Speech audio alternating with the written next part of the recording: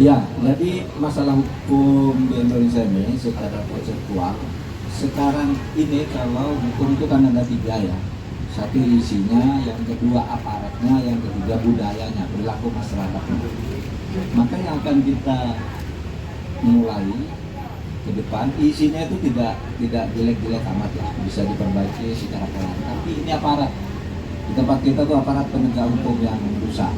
Aparat penegak hukum itu kan ada jaksa, hakim, polisi, pengacara. Nah di sini sering terjadi mafia, sering terjadi kolusi. Di tingkat pemerintah itu di birokrasi juga sudah sering terjadi transaksi konflik of interest. Sehingga kalau saudara lihat sekarang masalah pelanggaran hukum dan korupsi kolusi terjadi di semua lapisan. Di Kemdikbud ada, di Kemsos ada, di Kementan ada, semua itu ada proses-proses transaksi gelap untuk penerbitan izin-izin, penentuan proyek dan sebagainya.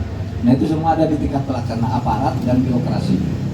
Nah oleh sebab itu kalau tadi ada kata tumpul ke atas tajam ke bawah, maka kebijakannya ke depan itu pada tataran tengah penegak ini, di atas itu harus dilakukan penegakan kepastian bagi izin-izin dan proses mekanisme investasi dan perekonomian itu harus ada kepastian.